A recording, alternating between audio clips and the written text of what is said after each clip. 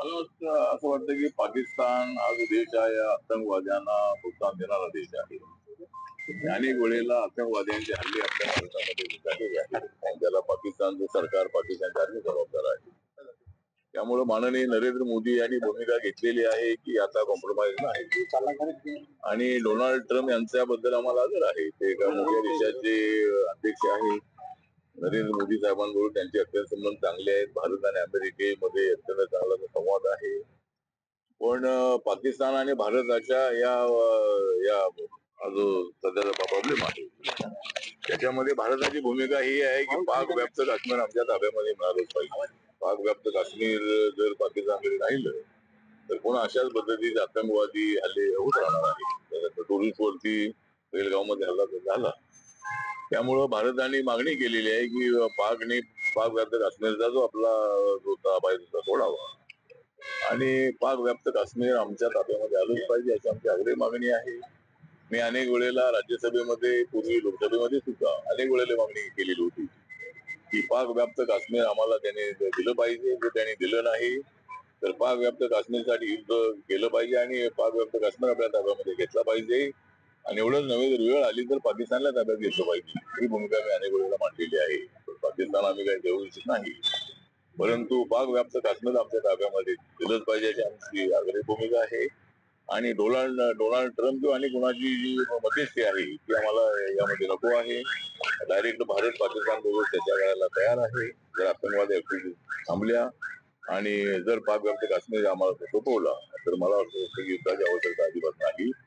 त्यामुळं आमची भूमिका हीच आहे की आम्हाला पाक व्याप्त काश्मीर मिळाला पाहिजे.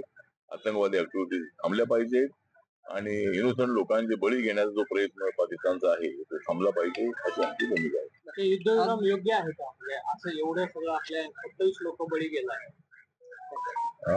युद्धविराम योग्य आहे. युद्धविराम जे आहे तो युद्धविराम जो आहे तो ती भूमिका जी आहे ती आपण घेतलेली आहे. सध्या तरी पाकिस्तानकडून विनंती करण्यात आली. पाकिस्तानने आपली हार मान्य केली आणि नरेंद्र मोदी जी अत्यंत स्ट्रॉंग नेते आहेत. आमची आर्मी अत्यंत स्ट्रॉंग आहे.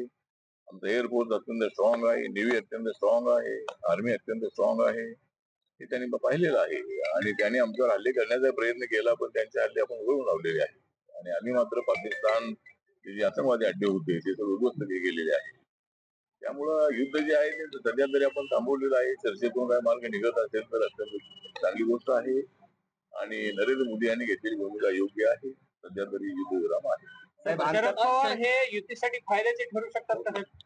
गेल्या काही दिवसापासून चर्चा चालू आहे अजित पवार आणि शरद पवार एकत्र येतात.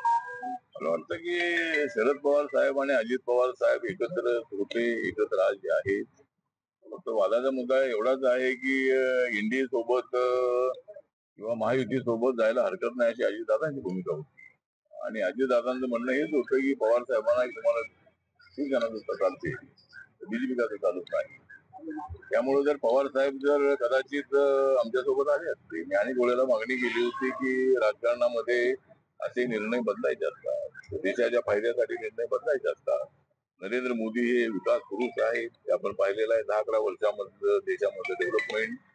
आणि पवार साहेबांसारखा माणूस जर आमच्यासोबत आला नरेंद्र मोदीच्या खांद्याला होऊन या देशाच्या प्रगतीसाठी शेतकऱ्यांच्या कल्याणासाठी आणि देशाच्या विकासासाठी ते जर आले असतील तर कदाचित शरद पवार साहेब या देशाचे राष्ट्रपती होऊ शकले असतील. सुरुवातीला ते आमच्या आणि आता वेळ की गेलेली नाही आहे. अजूनही जर पवार साहेब शरद पवार साहेब आणि अजितदादा एकत्र येऊ तर त्यांचा आम्हाला महायुतीला महाराष्ट्रामध्ये पाठिंबा मिळत असेल देशामध्ये इंडियाला पाठिंबा मिळत असेल तर शरद पवार साहेबांचं स्वागतच आहे. उद्धव ठाकरे आणि राज ठाकरे जर एकत्र आले तर मला असं वाटतं की प्रकाश आंबेडकर मला एकत्र यावं लागेल. त्यामुळं हे सगळे जर एकत्र अजितदादा आणि पवार साहेबांनी अजितदादा एकत्र येत असतील त्यानंतर उद्धव ठाकरे राज ठाकरे एकत्र येत असतील तर प्रकाश आंबेडकरांच्या सोबत मला एकत्र यावं लागेल. पण ठीक आहे मला असं वाटतं की उद्धव ठाकरे राज ठाकरे एकत्र येणार नाही आणि जरी ते एकत्र आले